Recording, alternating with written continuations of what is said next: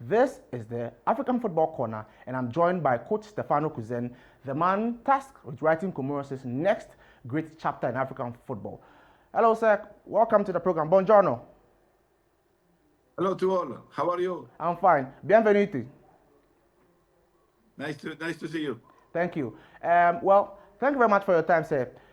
Before we go into the serious conversations, I heard you speaking Italian in the background. Can you tell us a bit about you? Where were you born and which nationality are you?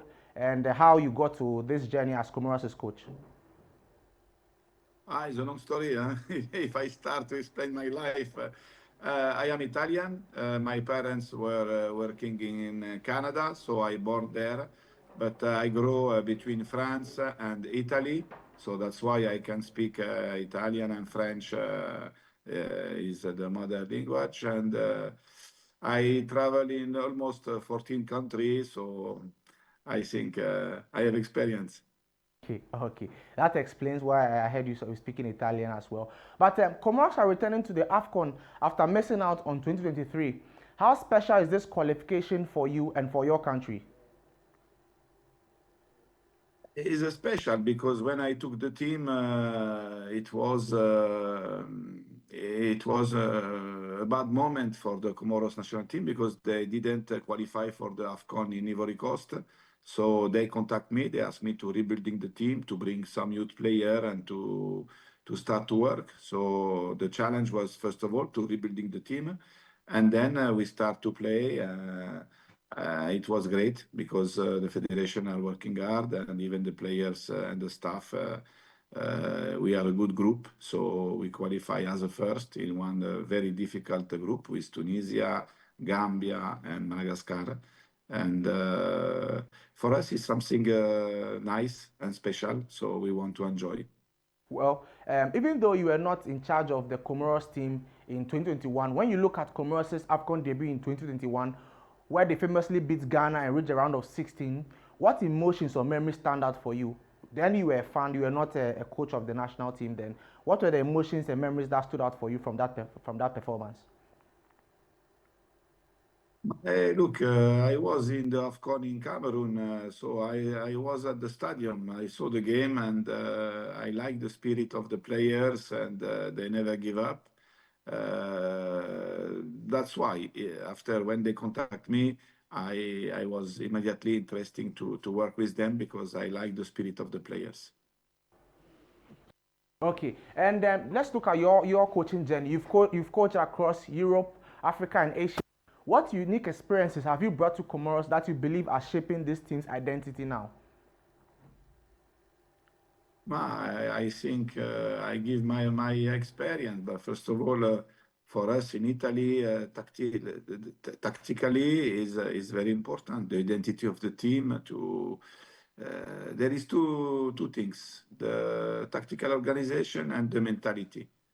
Tactical organization is very important, and mentality is mean we need to think as a big team, even if in this moment we are not. So that's why when I start my job, I remember that we start the World Cup qualification and we beat even Ghana at home, playing a great game. So we play until now 22 games. We won 12. It's mean we changed the mind of the player, and this is something great. Well, many people describe Comoros as the new face of African underdogs. Well, how do you manage the expectation while still keeping this team grounded and focused? In Africa, there is no small team. In Africa, any national team is competitive. And it's not because you play in Liverpool or in Chelsea that when you play against Tanzania, Comoros, or Malawi, you will win 5-0. In Africa, it's not like that. In Africa, is important the mentality, is important the organization, and it's important to play as a team. And most of the big team, they have big players, but maybe they miss something as a team. So we want to play as a team. This is our target. Well, now you're speaking of your target, so let's look at your group. Comoros are in a tough group. You are in with host nation Morocco, Mali, and Zambia in Group A. How are you preparing your team mentally and tactically for the high caliber opponents you have in your group? First of all, we must know that all the team that they are in our group, they won the group stage. So it means we have the best of the best. Morocco is the best team in Africa, this is for sure, and one of the best in the world. They are playing at home, so it will be tough. Mali, they beat us twice in the World Cup qualification. I know them very well. It's a very, very strong team. And Zambia is always a strong team. Is a three team that Comoros never beat before. So my challenge is to make something better this time. Well, that's interesting, your thoughts on that Moroccan team. Well, let's look at the Moroccan team because your opening game at the Afcon will be against Morocco. That will be in front of over 40,000 fans. How will you manage expectations of your players and fans, especially because Morocco will be looking to open the tournament with an emphatic win? Without pressure, the pressure is under Morocco because they have not only to win the game, they have to win the cup. This is completely different. For us, is a big honor. Is a great opportunity for our players. Is a great opportunity for our country. Is a great opportunity even for the staff and for me to enjoy and to play a great game without pressure, trying to give our best against the best. So this is something important that the pressure is under Morocco and we don't have nothing to lose. What will you say is Comoros' biggest strength heading to this tournament? You spoke about the fact that you are not under pressure, but what's your biggest strength in heading to this tournament? Is it discipline, team chemistry, or the spirit of playing for a small nation with a big heart? Football is a lot of component. You cannot say you need only discipline or you need only mentality or you need only to be group. Is all this quality together, and you cannot say something is more important than other things. The important is to arrive there without injury, with the good mentality, without pressure, but also to understand that. We were able to beat Tunisia in Tunisia after 14 years. They didn't lose no one game at home. We were able to beat Capo Verde. We were able to beat Ghana. So it's mean we are able to beat any team. It's important to believe, to be well organized, and to have good mentality. This is the ingredient for make a great competition, in my opinion. Well, earlier in the interview, you spoke about principles of play and then the mentality as what Italians and Italian coaches imbibe in their players. For the Comoros team, you have built a core group of talented players who play across Europe. How important has the experience been in raising the level of the national team? Of course, they are important, but for example, in November, we were without six important players that they were not with us, and we try a lot of youth, and we play great. So I don't think it's one player, two player, three player. It's important is the way how you play. Is important the mentality. Is important to believe.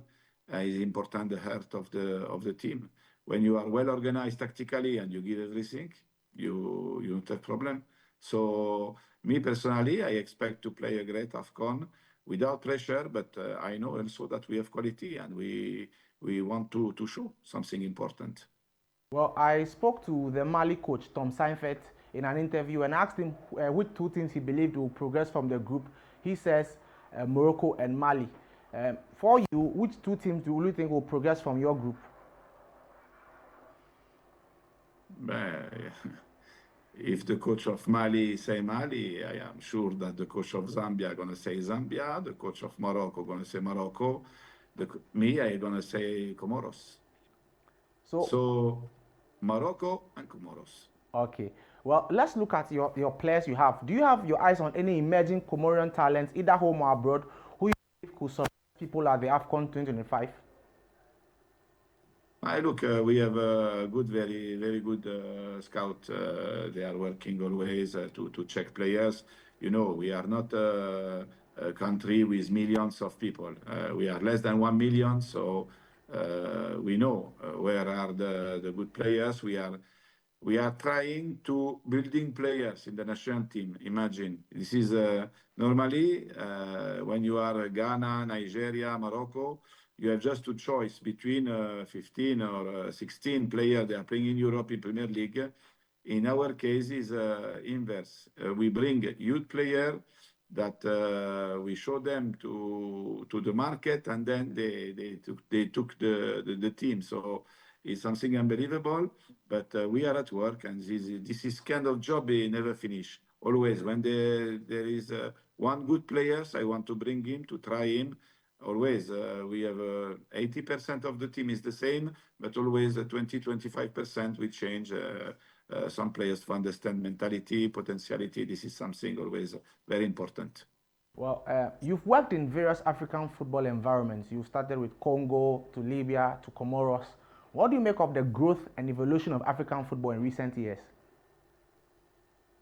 Oh, in Africa, the football it changed a lot because I started in 2002 in Cameroon to building a football academy, to make courses for the coaches, to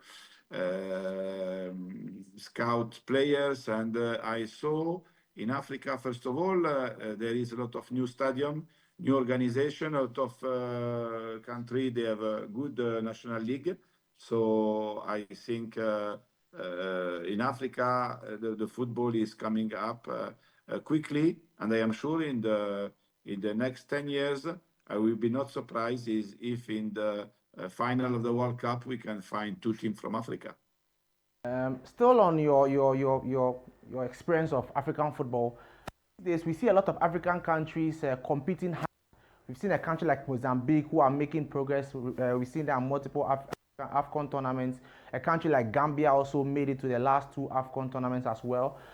Us as well also made it to the first Afcon was in 21. They made it past the group stage to the knockout stages. How do you see smaller football nations like Comoros influencing the narrative of African football? Because I said before, in Africa, the level is very high, so it's very difficult to win in Africa. And it's not because you are a small name that you are a small team. Any team in Africa, they have players that are playing in Premier League in Europe. So it's mean the danger is everywhere. And even if you play against one team that all they are playing in the local league, they are competitive because in Africa, physically, all the team, they are very, very strong. The mentality is to never give up. Everybody have motivation, and football is the most important things in Africa. So imagine how it's difficult to win one game.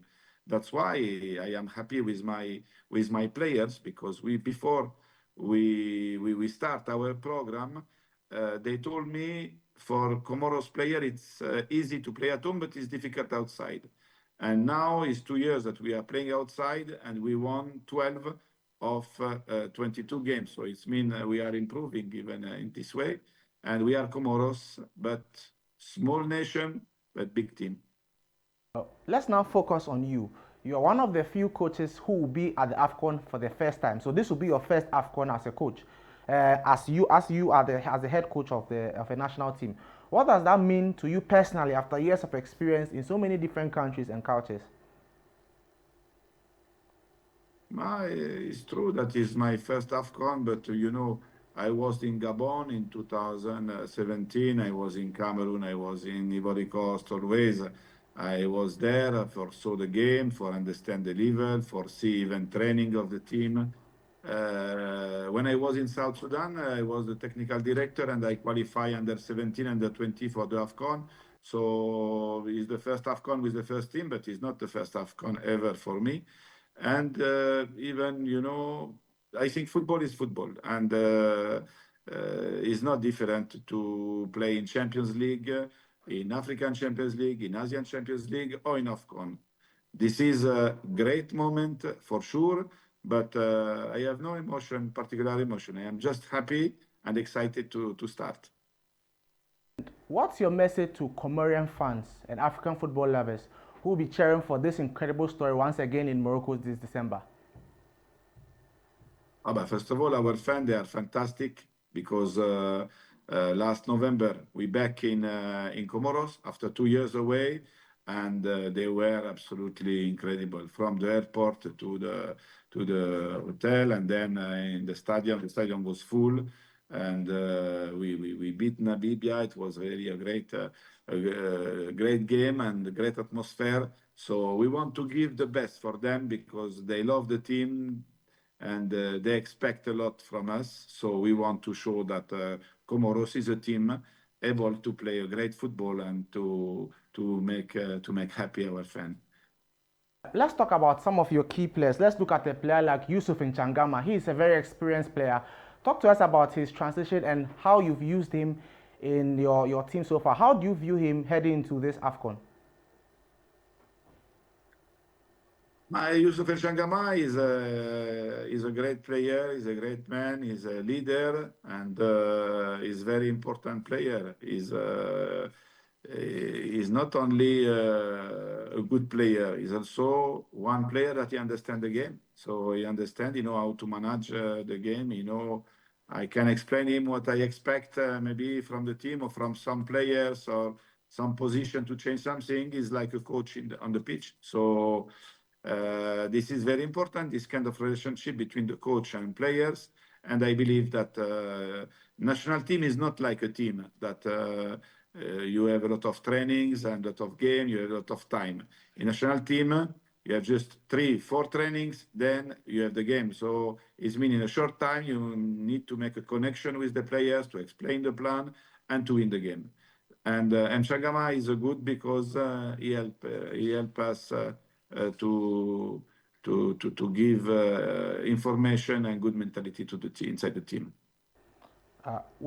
Before we go, let's look at your predictions. Which are your top 3 or 4 teams that you predict can win this year's Afcon? In Africa, it's impossible to make a prediction because in the group stage you can make mistake, but when you play from 18 until the final, it's mean in one game everything is possible. If you are not 100% that moment, you can lose the game, to go penalty and to go out. So I just can say, in my opinion, which team are very, very strong. I think if I say Morocco, because they are the best team in Africa and they are playing at home. If I say Senegal, they are very, very strong. If I say Egypt, Algeria, Ivory Coast, I think I don't make mistake. Congo are also a very strong opponent. So I think in the semi-final, it will be 3 of these teams, plus one surprise. This is for sure, like always in Africa. Still on the Morocco team, the African Player of the Year now is Achraf Hakimi. It's looking very much likely that he will not be at the Afcon if this injury he doesn't recover early. Does that help your chances in that game against Morocco? I am not this kind of man that when the opponent have one injury is happy. For me, I like Hakimi, and I was one of the coach that to vote for him as the best player of the year. So I like him as a person, and as a player, is an unbelievable player. And I miss him. I am happy if he can play this game because it's important for this special night that all the best players are on the field. But also us, we have a problem because Mohamed Omari is one of our key players. He's playing in Hamburg in Bundesliga. He has the same problem of Hakimi. He's trying to work hard for comeback for the Afcon on time. So also as we are fighting. But in any case, good luck for Hakimi, and I hope he will play and he will won this cup at home. Let's move slightly away from Afcon. Let's look at the Premier League. When I check your record, you were once assistant manager for Wolverhampton Wanderers in the English Premier when they were in the Championship. Am I correct? Yeah, true. Do you watch Wolves games these days? Yeah, I follow because now the coach is Rob Edwards. He was my assistant. So I know him very well and I love this club. I was in the right place in the wrong moment because the Chinese Forum they just buy the club 1 month before, so we don't have too much time to prepare the team, and it was the only problem. But to coach in England is something unbelievable. A great experience for the quality of the pitch, for the atmosphere inside the stadium, for all the facilities. It was really a great, and this is something that always I will remember. And the previous coach of Ghana, that when we beat Ghana in November for the World Cup qualification, I played against him. He was coach of Brighton. So before the game, we talk about this, and I remember very well. It was a great experience. Looking at Wolves' performance this season, out of the 20 teams in the Premier League, Wolves is last on the table. Things are not going too well for them, and relegation is staring them in the face. How does that strike you as a former manager of Wolves? I am very surprised because I know that Forzum is a very strong group.